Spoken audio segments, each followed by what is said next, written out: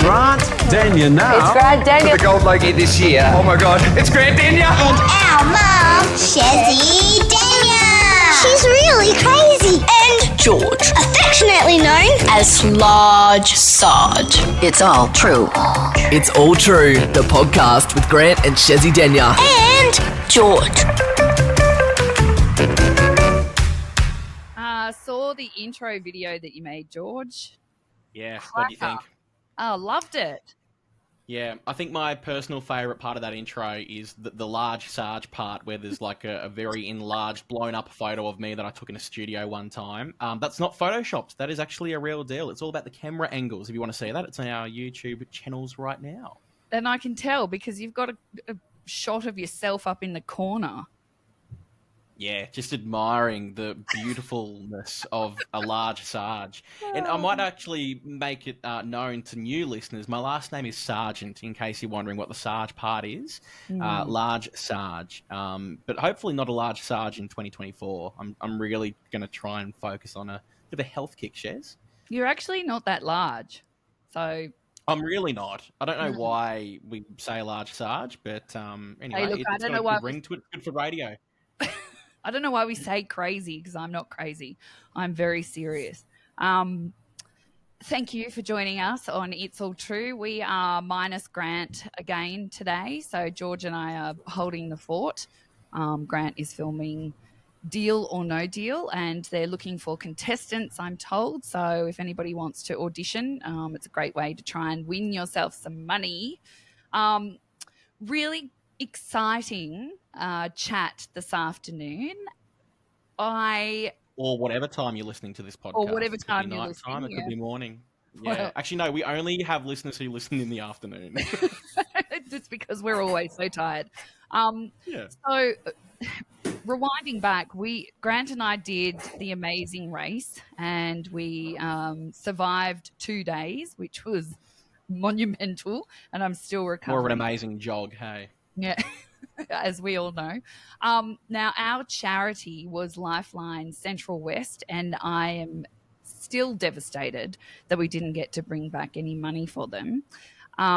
It's kind of a consolation prize, but not really. We've got Steph Robinson, the CEO from Lifeline Central West, here this afternoon. Hello, Steph. Hello, guys. Nice to be here. Yay! We've got a terrible applause sound effect here. It does warm up. Now, Steph, let's just listen to that for another 15 seconds. How good is it? Let's just revel in the applause. Oh, wow. Grant changed our sound effects over, and now we've got this really long-winded applause. So, yeah, soak it up. It's probably still going. Steph, I know you listen to the podcast because occasionally I get little messages from you about being petrified, about living on the edge of the bush after the Yowie podcast episode. Yeah, 30 years I've lived in the bush and it was never an issue until the Yowie issue. And I'm at the episode sitting there alone at night at the edge of my pine forest in the spa, and there was a rustle in the bushes. And yes, quite quickly I ran back into the house and locked all the doors, and I have never done that in the history of living in the bush. So thank you for that. The effect our podcast has on listeners, that's a little bit sad. Oh, gosh. I do get people saying to me all the time, why did you do the Yowie episode? Because we're petrified. You know, we used to do bushwalk, so apologies for that. I'm so glad that you could join us today, though, because the work that you do is incredible. And even though we didn't get to shine a big enough spotlight on it with the amazing race, I blame Grant for that one. I really wanted to chat to you about what it is that you guys are doing and why it's so important, not just for our community, but I think Australians as a whole. So do you want to give us a little bit of a rundown about Lifeline Central West? Because you guys have such a massive footprint that I don't think most people realise. Yeah, for us, I mean, Lifeline's something I've grown up with, admiring, and never in my wildest dreams would I have thought that I ended up, in this position. And you're right, 400,000 kilometres is our territory and our footprint. So, look, it's huge, and I think. I always used to think of Lifeline as being that number that you hear always at the end of any sort of news article where there might be distressing stories or images, that 13, 11, 14. And I guess, though, what I've learned is that number is incredible, and, over 1 million calls a year come into that number. But there are so many more people out there that potentially would never pick up that phone, and really are at risk of falling through the net when it comes to, crisis and not feeling really great. So what we're about is really connecting with our communities. And, as you know, every community is really different.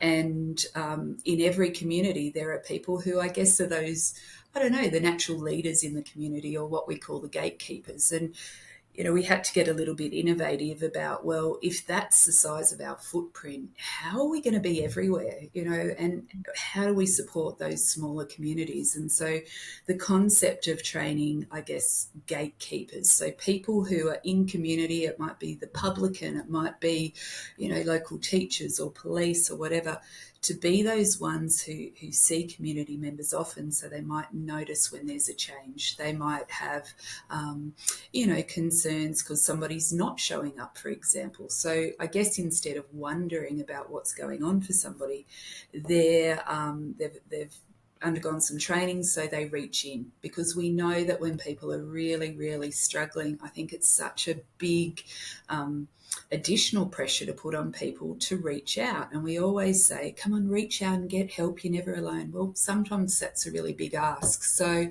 we really talk about equipping people to reach in, and we believe that will save lives. I've just had 16 missed calls from my daughter. She's just continually calling me. So I'm sorry. Hold on 1 second. Hello, Scout. Yeah, hello. Hello. Mom. Yes. Mom. Yes. I don't want to be after school girl. Well, you have to go to after school care because I'm busy. I'm recording a podcast, okay? No. Well, you can go and call your grandmother. Is Katie there? Scout, is Katie there at after school care? Do you know Kate?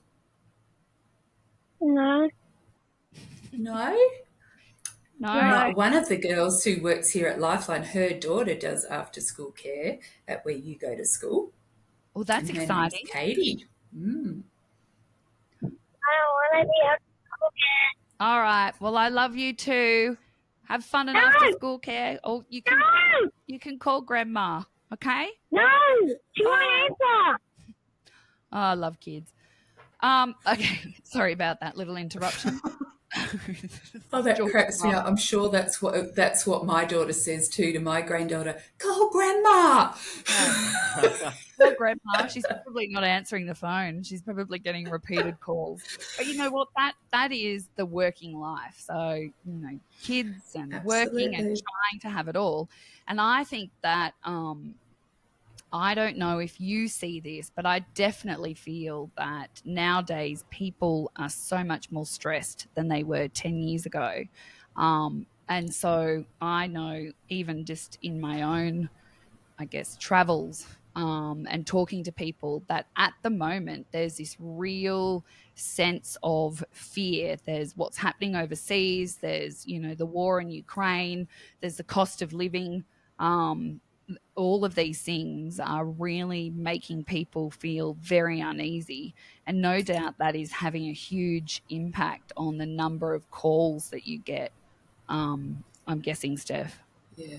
Oh, absolutely. And I think you pair that with, people are fatigued. I think that's the word that we're just hearing. We're we're fatigued, we're overwhelmed, we're not ready for another drought, for example. I mean, if you think of the work that we're doing at the moment, we are still doing fire recovery work to, all throughout the Blue Mountains, and in that footprint, we're still doing flood recovery stuff, because there's a few-year journey to recovery after disaster.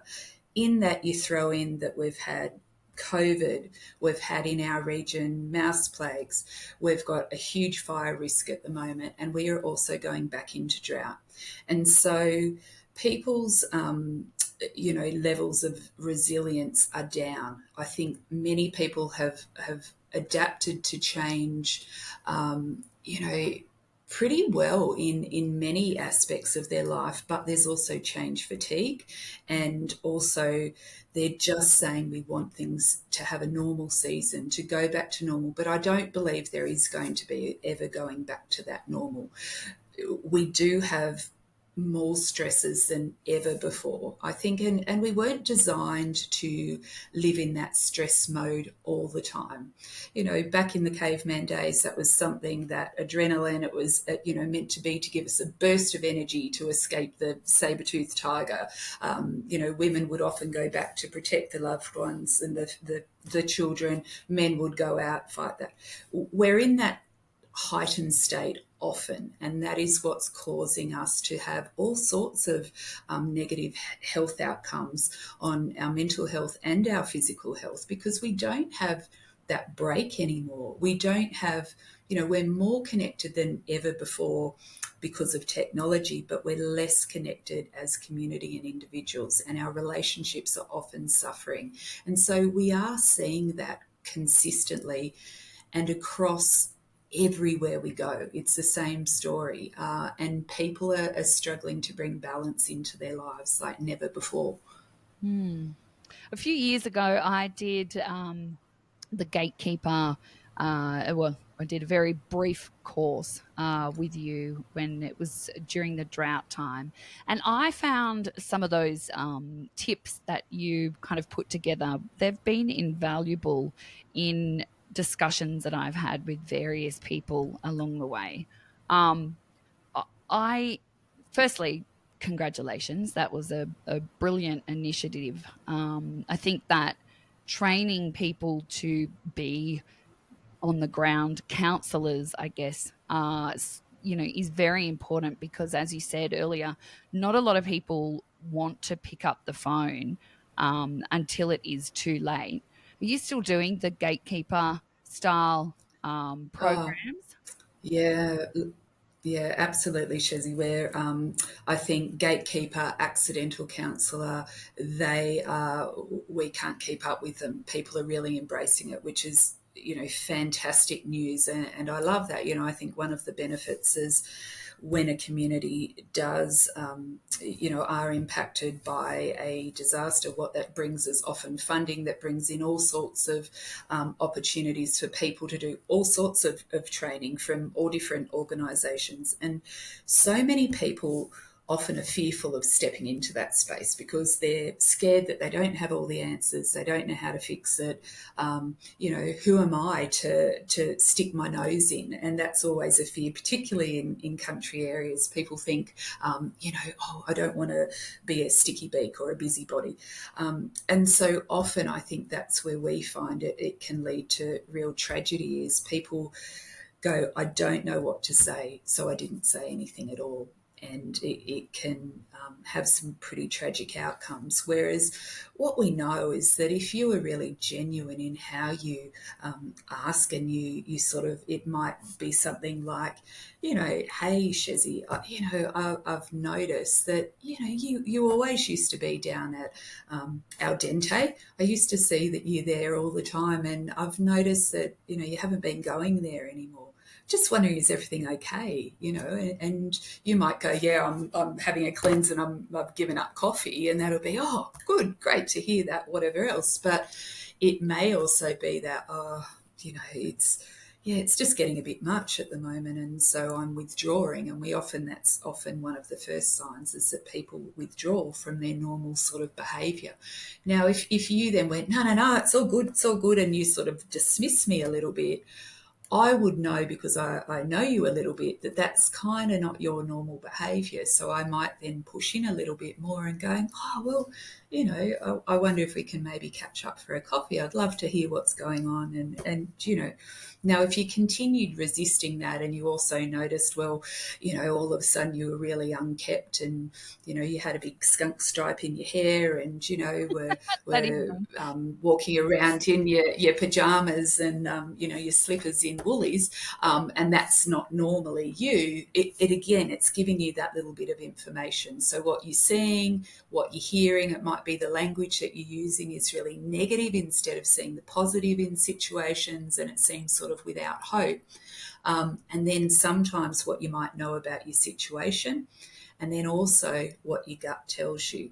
All of those things together, really give you permission to step into that space really respectfully and ask some genuine questions. And do you know what? There's few people who dismiss that or push you away, because people often do want to share. When they believe that it's genuine and you have the time to listen to it, they will share with you. And I think one of the things that's really important is that don't be fearful of stepping into that space. Just like we often go out and say, well, how many people have done physical first aid? And nearly everyone's done first aid. They've done a St. John's first aid course or whatever. But when you ask about, well, how many people have done mental health first aid, you often have far fewer people. Yet it's something that I would use nearly every day of my life. And what stops people, I think, is that they think that if by stepping in and that person does disclose to them that they're really struggling and potentially are at risk, that they won't have the answers, and that they feel like sometimes, gosh, I've got enough going on for myself. I don't want to take on somebody else's burden. So they do what we call, they dismiss or avoid having those conversations. But the role is actually very similar to that as a first aider.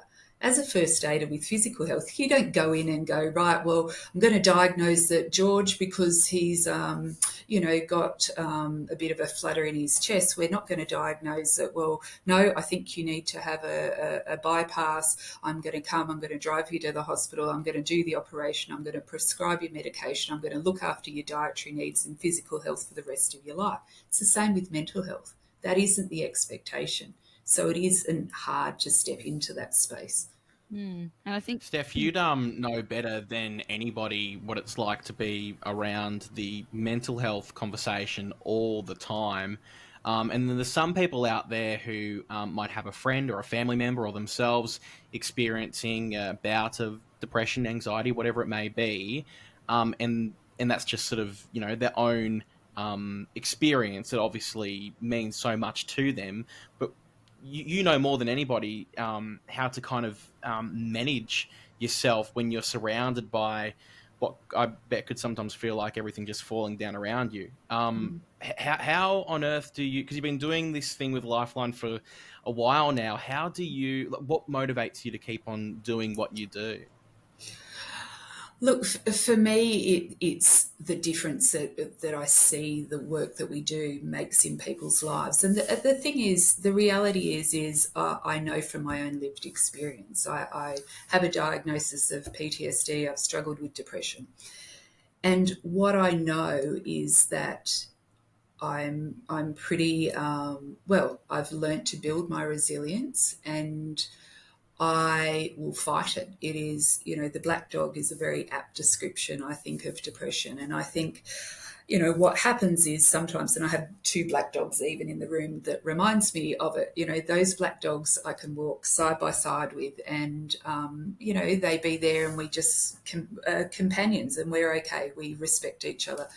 And there can be times, and it can go for many years, where I go, yeah, it's sort of, I know it's there, but it's way in the background. But there will be times that it can sneak up and it can attack, and it feels like an attack, and it can come out of the blue. But usually there are potentially triggers, or it builds over time. And it's about, I guess, probably being a little bit well, not stubborn. I guess I've learned to know what are the things that helps me get back on track to being in good mental health. Because the reality is, often when we talk about mental health, people actually straight away go to mental illness. The reality is we all have mental health, and we're on this continuum of, I can go, right, I might have a diagnosis of depression, but I can tell you, like, right at the moment, I am in great mental health. I know other people who have no diagnosis, they don't have a diagnosable mental illness, but they're in really poor mental health. And part of that's about, I guess, building your mental fitness and knowing what can bring you connection. And at the end of the day, what I know is that we all need is that sense of belonging, a sense of purpose.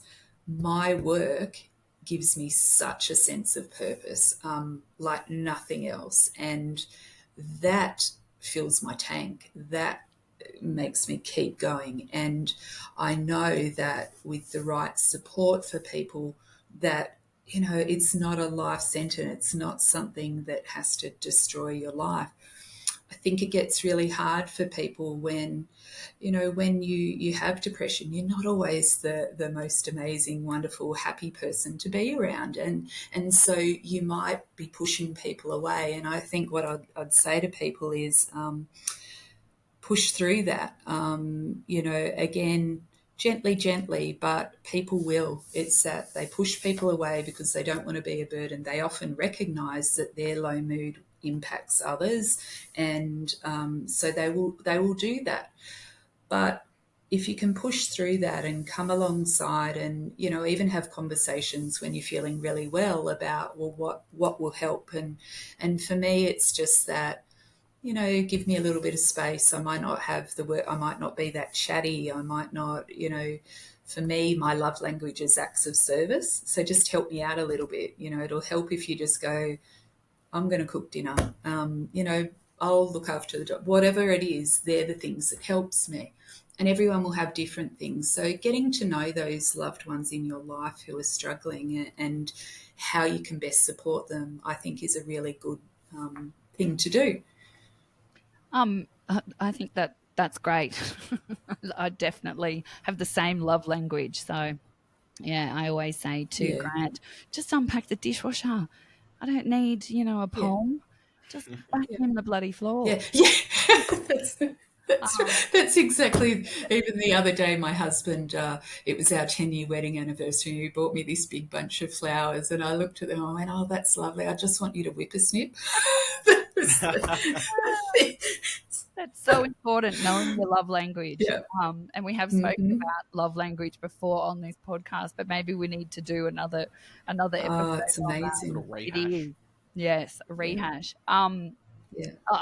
How do you see so much though, Steph, and saying that you have suffered from PTSD? How do you, because you've seen some very traumatic things, and I know that I've spoken to you, we don't need to bring them up right now, but how do you move on from that, or not get caught up in that? Look, I think at the end of the day, if it's in your DNA to work in a profession like mine, the reality is there will be some vicarious trauma. That is a fact. And I guess it's something that you go, well, it's a cost I'm willing to pay, or I'm not. I think it all comes down to that balance and that self-care and recognising. And when I talk about balance, what I mean is not only work-life balance, but balance even within your own role that you have. So once upon a time, I did my Lifeline work, but I was also a sexual assault counsellor. So my world was about rape and suicide. There came a time that I probably was in a bit of a low because you were, having a bit of transference from that sort of stuff, that I went, I'm going to give one of them up because I need a bit more balance. And like now I will take on a certain client load because I love staying connected to that. But I also do training, which I love getting out there in community, and I love doing our rapid response stuff because it mixes up those roles and it's just not being stuck in listening to that trauma constantly with no breaks from it. So I think what I also learned is that every one of us has a story. You have a story, George has a story. We all have our stories that are uniquely ours. And, we choose when we feel safe or when it's appropriate, when and how we share that story. And just like when we're supporting somebody else, that's their story, and it's actually not up to us to take from their story and add it to our own and become what I call a story stealer. So that's what I kind of do. I try and hold that space, but also really be empathetic and stand beside that person, but not take it on as my own. And that's just a little trick that I try to do and try and share with our crisis supporters on the phone. You stand with them, you support them, and what we often say is you sit in the mud with that person for a time, but it's not your story to take on. And that's great advice. I think I like the idea of the story stealer.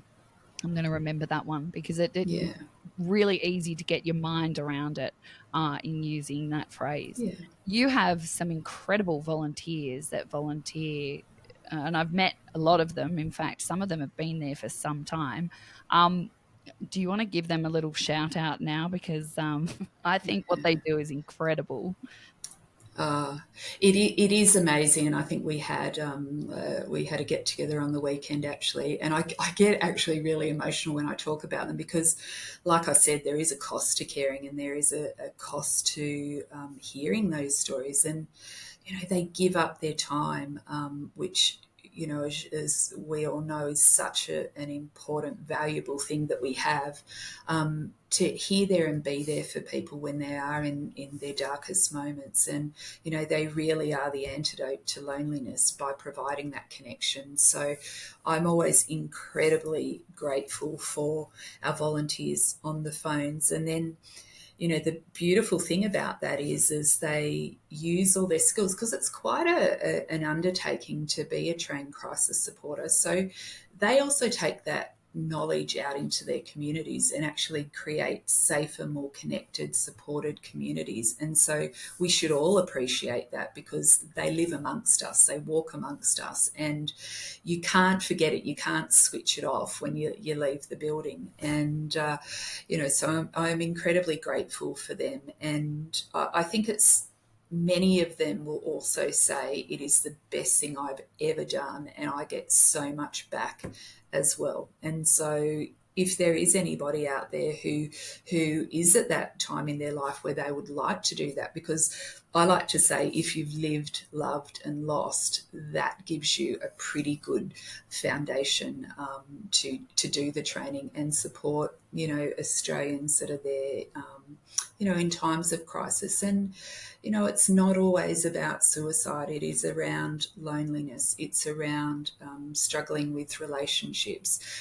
It's around struggling with feeling overwhelmed about, the current economic circumstances or what we're exposed to, because we're exposed to things so more readily now, I guess, than what we used to be because of our connections through social media and that we see things in real time, which that never happened. So I think it creates a lot more of a burden for us to carry through life. Oh, absolutely. I know I've got a girlfriend who's been looking at TikTok a lot, and she's been feeling really down lately over the whole Gaza fighting. And I said to her, you need to stop watching it because you're just absorbing all of this stuff. And It's doom scrolling. It is. Yeah, it really is. Whereas you're right. You didn't have that, not even that long ago, but now it's just a saturation of and news, as we've spoken about on this podcast many a time, is always very negative because they want to get you back in there. They want you to be addicted to the drama. So, it's saturated, and that, that is overwhelming for the average person. We're coming up to Christmas. It's the holiday season. I remember doing a story at Prime many moons ago when I was a young reporter on Christmas being a really difficult time for a lot of people. And I was completely naive until I did this story, and I went to a homeless refuge and spoke with people, and my eyes were opened so wide at that point. I never realized how difficult and lonely a lot of people are around Christmas. Are you expecting, a big influx, or do you just take it in your stride? Look, yeah, yeah, look, absolutely. And we always used to prepare for particularly Christmas time as being the busiest time. And look, the reality is we don't have quiet times anymore. But, as you said, Christmas time, what we find is every problem that people have is amplified. So if somebody is feeling lonely, they're even lonelier at Christmas, often those feelings of isolation. If people are struggling with their finances, again, it's amplified at Christmas. We live in such a materialistic world these days. And I think, this fear of missing out, and, our kids put pressures on us because of, keeping up with the Joneses type thing. And, I think if I think back to my childhood, I actually don't remember many of the presents I received. What I remember is the playing with the cousins, the silly jokes on the crackers, and the getting into the brandy butter. It's actually those sorts of things that I remember rather than the presents. And we get so caught up in that and don't realise the pressure it puts on people. And I think, the antidote to that is a little bit, and I know my family's decided to do that this year, is for many years we've done the whole, name out of a hat and we buy one gift, one gift of $150 kind of present, rather than spending, 10 times that in buying everybody a gift, and you get one sort of good thing. But I think, again, with mine being acts of service, I think things like what I used to love from my kids and stuff was going, this is a voucher to have the car washed or to do the vacuuming, or, the homemade gifts of, I still try every year when there's all the beautiful stone fruit out and that sort of stuff to make homemade jams and stuff like that. There are so many things, or even, we whip around the office here when it's somebody's birthday, and we put down what we think of that person. And that means so much more than a gift. So we put their character traits, what we love about them, what they bring. And, I think those sorts of things are just incredibly important of filling people's tanks. But I think it's a time where we have the opportunity to give in other ways. And so, I know if you ask my girls about their Christmases, what they'll remember is that we would go around and we would get, Donald, we would get other local Bathurst people who were homeless or they were struggling, and do you know what? They'd come and they'd have Christmas lunch with us. And at the time, even the kids were a little bit like, oh gosh, here we go. But it's what they remember now, and I see it in them now when they do those acts of kindness. And things like, even at the book fair that we had recently, it was around going, creating advent calendars of books, give a book a read to read a month, or, supporting stuff like that doesn't cost a fortune, and it doesn't need to cost a fortune, because, the people struggling with the cost of living crisis, it is really serious. We are seeing people who have never, ever used our services before just feeling so, because they can't work any more hours. There is no hours left in the day to work. They are missing out on family time. They're not able to pay bills. So, being creative and making it more about that connection and time together. You know, get together in a park and all bring something to share and have a sing-along. You know, memories can be created in other ways other than things that cost lots of money. You know, I think that's important. Such a great view. I'm just thinking, I said to my kids the other day when they wanted to try to tell me what their Christmas lists were going to be this year, and I remember thinking, God, here we go again, because I hate getting their Christmas lists, because kids have no idea of value. So, you know, my 7-year-old writes Ferrari. It's like, you know, you're not getting a Ferrari, like, you know, you can't even drive. I think that was Grant who wrote that one, Chezzi. Yeah. Yeah, that was Grant. Okay, well, I was trying to make out like it was the kids. But they have no idea of value and the pressure that puts on parents. And I know I've got a girlfriend who has had a marriage breakup and she is working her butt off just to survive. And her kids are asking, you know, I want to have a motorbike because everybody else at school has a motorbike, or I want to get, you know, these brand new runners, and I feel overwhelmed, you know, for her and for other people. I feel overwhelmed for myself. But being able to flip that and know that in the long run, kids aren't going to remember these really super expensive presents, but creating memories, that is such a great tip. And although they probably would kick up a stink and say, you know, this is not what I wanted and my life is ruined, or, you know, whatever your kids are like, in the long run, it's actually so much better for them. Look, 100%. I think things like, you know, little things like, you know, my granddaughter wants to go to Japan next year. And I just said, you know, that's great, but what are you going to do to get there? And it's about, well, are you prepared to sacrifice that you don't get Christmas and birthday gifts? And, you know, all those cans and bottles, you collect them and we will take them and you can put that aside. You do jobs around home. You put out on our little family group chat that I don't want presents this year, but I would love, you know, you to deposit some money into my savings account. And that's what I've said. It's not a done deal. We'll see how we track and how committed you are to that. That's a really, really big ticket item you want there. So there has to be some sacrifice that comes with that.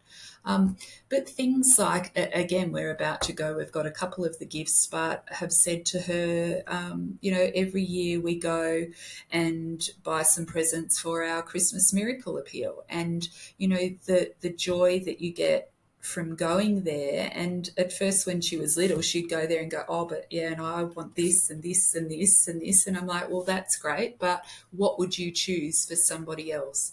And having her be part of that and actually going in there and going, well, I actually don't need anything, you know, is something that I think is really, really important. And I think teaching kids that thing about, you know, even if the pocket money is $5, $10, give a bit, save a bit, spend a bit is just such really good back to basic, I think, things that can set them up really well for life, because, you know, I think sometimes in the world today it isn't always like that, and you know, they're really good values that we can put into our kids' lives at a young age.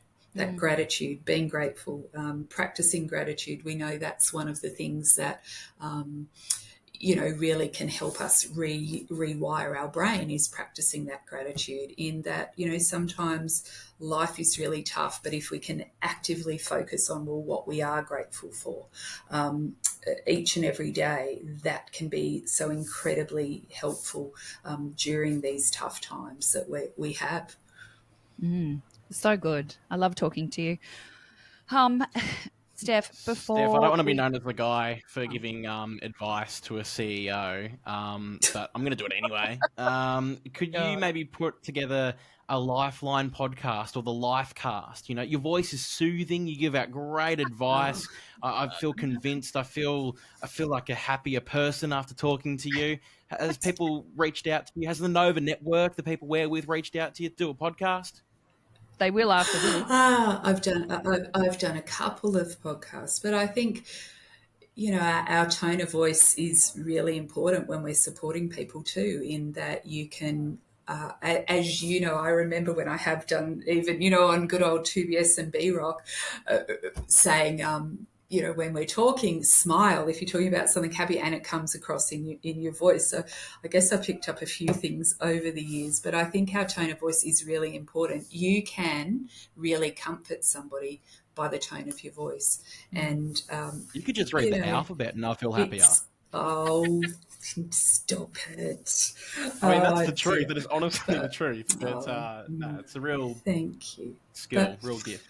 I just think, do you know what, we have to be, kindness is just an incredible thing that we can bring, and reminding people of that. And,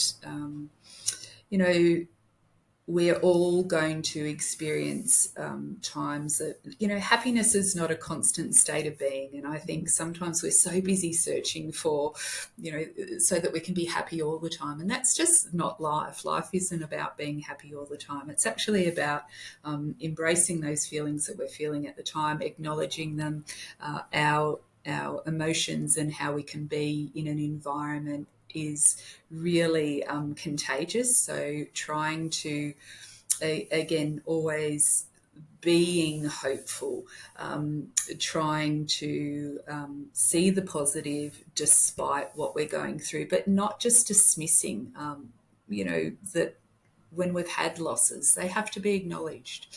And, particularly leading up to Christmas, just being really mindful that there will be people that are on their own. I think one of the most difficult, probably groups of people that I really feel for are families that they're not together for Christmas for whatever reason. It might be that, like you were saying, Chezzi, about your friend who's had a relationship breakdown, that they're the really tough times. And don't ever forget how impactful that can be for people. We have many men who call up during Christmas time who are really, really struggling. Perhaps they're not able to see their children, or it brings up conflict around access visits and stuff like that.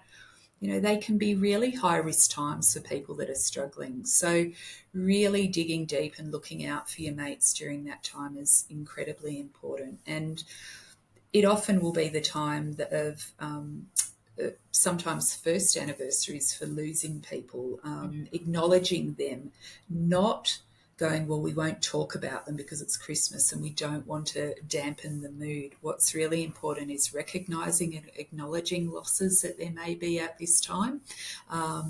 It might be a time where there needs to be some new traditions because that tradition is no longer possible. So even the tough times can be times for opportunities. Yeah. And I remember you were in part of the course that I did. I remember it was, don't shy away from having a conversation, even if you don't have the answer or the skills. Just allowing somebody to kind of download how they're feeling. And I guess, say, for instance, if one of our listeners has somebody that they're concerned about and they check in with them and they're concerned even more by what they hear, can they call Lifeline and get some advice? Absolutely. And I think you've raised a really good point there. Sometimes people, really aren't confident in how they should best approach a situation, and they're scared. Maybe it's somebody who's in their life that might be, it might be their boss, for example, and they might go, it's not my place to do that, or whatever. So Lifeline can definitely take calls from that we call them third-party calls. So that's when you can ring up and just say, look, this is what I'm seeing, this is what I'm hearing, and so they can give you definitely some good tips on how to support that person. The other thing that you can do is open that conversation and they might disclose to you that they are really, really struggling, and you might feel a little bit out of your depth, or that you might not be able to support them the way that they need. That would also be another opportunity to say, do you know what, wow, that's really big. That must be really frightening for you or upsetting for you. You sort of reflect back to them what feeling you've heard. What do you reckon that we call Lifeline together? And you might sit there and make the call together. And that can be a really good option as well to do, to get someone connected. Because the important thing is, you know, if we're really concerned, and there might even be signs that they are contemplating suicide, and it's a word that I know people get really scared about, and, you know, I think with good reason, but if we don't talk, it doesn't make sense to me to not talk about it when, you know, in Australia we lost 3,249 fathers, brothers, sons, daughters, mothers to suicide last year. I just think that is incredibly tragic. So 3,249 people. And we believe that suicide is usually preventable with the right interventions, the right support. Now, of course, we're not always going to get to people and catch them in time for a whole multitude of reasons. But what we do know is those thoughts cycle really rapidly. And so if we're seeing some really concerning, what we're seeing, what we're hearing, what we know about that person's situation, we know by asking the question does not put the idea in somebody's head. In fact, it does the opposite. People often are willing to go, actually, I am, and I'm really scared and I don't know what to do about it. They will often talk about it and want to talk. Now, what you can do is going, thank you for telling me that. Do you know what? We're going to figure this out together. That saves lives. I hear it, I see it save lives every single day. And it doesn't make sense not to talk about it when there are statistics. And when you think again that there are the statistics, and we'll never really know, but around 100,000 people per year that actually have a suicide attempt. And we know that we need to worry about men in particular. 3/4 of those statistics are the men in our lives who die by suicide. And I think part of that is that they don't talk as much as us women do. They often don't talk about what's going on with their emotions, and they, you know, are often really stoic. I think we have a real concern in our rural communities as well, where and farming communities where people often also work in isolation. So there are high risks around that, but what we need not do is dismiss and not worry about women, because actually women have a far, far higher rate of suicide attempts and self-harm. So we really just have to look after everybody. Nobody is immune. And I think everybody, you know, it doesn't matter how resilient you are or what you've got going on for you in life, to be human is to have a breaking point. And, you know, we just have to do whatever we can to work towards keeping ourselves well and thriving and, you know, stepping into that space when we need to, because it really can save a life. And also I think pointing out, and I think you told me this, Steph, that sometimes when people are on the verge of attempting suicide, the stereotype is that you can see that the wheels are falling off. You know, they're disheveled, they're looking erratic, but that's not always the case. If you can elaborate, like sometimes people have it all together and all of a sudden they look like they're super happy and super composed.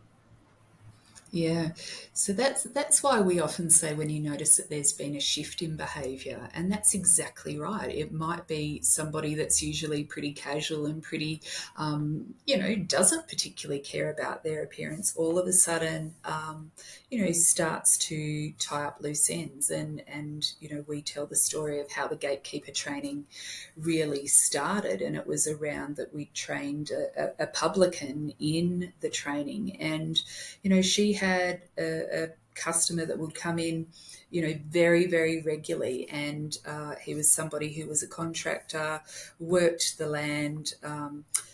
It was in the drought, and his work really died off. The only work he was having was euthanizing livestock, and he had a relationship breakdown. There was an increase in his drinking. But she saw him regularly, and what happened was that after a period of time, he came, but he was wearing his RM Williams, he'd had a haircut, he'd shaved, and he fixed up his tab, which she said was something that was normally hard to get it out of him. And he gave her a big hug and said, thanks, mate, and went to go. And she said, oh, thanks. And she said to me she was actually thinking how lovely it was to see him happy. She was thinking, I wonder if he's met someone, what's going on for him. But then as he was about to go, she started to think of the training, which was around noticing differences. And she said, just want to check in. How are you really doing? And he's like, no, I'm good, mate. I'm really good. And she said there was just something in me, and it was her gut instinct that said, well, things haven't changed. There hasn't been any rain. I know because I live in this community that, things are really tough. And I don't think he's met anyone. I'm going to follow this and dig a bit deeper, which she did. She wasn't convinced. So what she did, I think, was incredibly brave. But she called one of his mates and said, I'm really worried about him.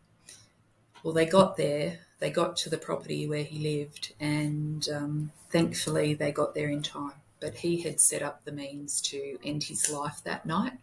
He had everything in order, and he was tying up loose ends by fixing up his tab and saying goodbyes. And he appeared quite at peace, and he was at peace with that decision that he'd made. And so that can be the flip side, is that sometimes what that decision can bring is peace for that person. But what we know from working with a lot of survivors of suicide attempts is that they're incredibly grateful to have lived. And there's a great podcast called Holding On to Hope that Lifeline actually does, which is interviews of survivors of suicide attempts. And it brings so much hope to people in that, we can't stop the storm, and sometimes we've got to weather the storm, but we know that a storm shall pass, and we get back to that, better weather. And, it doesn't mean that there will never be another storm, but if we can do that in conjunction with building our resilience, building our mental fitness, getting support, feeling connected, and I can tell you that story changed a community, and that community would have such a high percentage of people that went and did the accidental counsellor course. They did our courses because they went, this happened under our noses, and we don't want that to happen ever again on our watch in our community. And it gives me goosebumps even when I talk about that, because that's what we need. That's what we need in all of these little regional communities and in the city as well, but where they don't have access to all the services that are available in the city. We need communities to take ownership and care for one another. And I have that really strong belief that all the answers actually lie within community. If people want to sign up for the accidental counsellor program, or say they're listening and they've got a workplace that they think that could be very helpful, how can they find more information about it, Steph? Yeah, sure. So look, we've got lots on our website, which is Lifeline Central West, but the lifeline.org website would have links to that. Even Googling, there are multiple providers that do such courses, such as accidental counsellor, or I really love the idea of people doing mental health first aid. So you can log on to Mental Health First Aid Australia, and it will show you all the courses that are on in your area. And, it's life-changing. And people say, like you do, that you will use it all the time. You will use the knowledge that you gain from that. I guarantee it in your own life, in your own spheres of influence, whether it be workplaces, communities, sporting clubs. It's just really, really good information and knowledge to have. And also it helps with confidence, I think, too. It definitely helps. Absolutely, yeah. Yeah. Thank you, Steph. I second what George said. I think that you need a podcast, although I know that you're extremely busy. Your voice is always so How about I just come on yours every now and then? Great. We'll take it. Yeah, you can fill in for Grant. We need to fill in for Grant at the moment. We are looking. We're hiring. We're casting. I think you're too tall to fill in for Grant, but we could get Honey Crumpet. She hasn't been very active. Please show us before you leave. For the YouTube viewers, we need to see Honey Crumpet. Yeah, I'll have to take these off just for a second and grab her. Okay. And Twiglet. Twiglet's very cute too. Twiggy Wig. Oh yeah. Because the moment you show these dogs, we will get more views. So please. I do love dogs. Especially dogs are great therapy. I've got a toy cavoodle. Theodore, he's the best. So this is the newest crew member. So this is Twiglet. Say hello everybody. Twiglet. But Twiglet is our Lifeline dogs are incredible. Do you know what? We get official invitations to events that they're addressed to Honey Crumpet and Evelyn Crumpet. We have one beautiful lady in Eugowra where we did flood recovery work, and I've bred cavoodles for 20 years. And this lady, she'd lost her husband a few years ago, and she'd lost her pet dog. And after the Eugowra floods totally destroyed her home, she also owned a business there. She's an elderly lady, Jeanette, and she just said, I have nothing to live for. I don't want to go on. It was pretty tragic, I've got to say. It was really hard supporting her, and she just responded so well to the dogs with Honey Crumpet and Evelyn Crumpet, because we take them because people speak through the dogs. They tell their story. They hold them, they cuddle them, they lick them. Well, not the people lick the dogs, the dogs lick them. But, if that's what people need, go for whatever it. Works. But, whatever works. And I just had this real deep sense that I wanted to gift her a cavoodle puppy, which I did. So Miss Truffles was gifted to her, and so she's a year old now, and she still says she's her reason for living and going on. And pets can just be an incredible sense of comfort and support, and so that's what our Lifeline dogs do. They go out there, and they're the opposite of sort of other, I guess, therapy dogs where you're not allowed to pat them or engage with them. Ours are, no, go for it. They get danced with, they do all sorts of things. And at an aged care centre the other day, they got invited to go there. They didn't care about us, but we came there, and a lady, this elderly lady in Eugowra, she never comes out of her room. She doesn't engage with the other residents. Yet for this day, because she knew the dogs were coming, she had come out, joined the others for lunch, and she asked to take one of them for a walk on her Zimmer frame. And she had her handbag with her, and she headed for the door. So it was pretty funny, and it was just really beautiful to see the impact that the dogs have in somebody's life. So they're a good cure for loneliness. I think they're great companions. Yeah, and Honey Crumpet's very wise. So she does. She has her own social media with Honey Crumpet Self-Care Sundays, and so we have calendars and everything. So she often will say words of wisdom. So let your light shine so brightly that others can see their way out of the dark. That sort of stuff. Walk gently in the lives of others. Not all wounds are visible. And I think, some very wise words there. Can people buy they probably can if they want to contact us. Yeah, we have them here at Lifeline Central West. So, they're just really nice reminders of, it's hard to, as you can imagine, on social media, and that's how it started with the Honey Crumpet Self-Care Sunday post, was when I was asked to go, we need to get you on social media. And I was scratching my head thinking, how do you talk about what we deal with on social media? It's a little bit deeper than what most people kind of do. And it actually started by I was supervising a new crisis supporter who was on the phone, and it was on the phone to one of our help seekers who had been born able-bodied but had had a horrific accident that left her totally incapacitated. And what she was saying on the phone, and she had to use a communication device that, I think it's with her eye movement, that tapped out what she wanted to say. And it was a very long process. And the crisis supporter was only new and kept trying to finish her sentences, because it was quite awkward it was a good lesson in patience. And what she actually said was she does think about suicide, and if she had the ability to end her life, she actually would, because she can't feed herself, she can't communicate, or she can't talk, she can't dress herself, she can't toilet herself.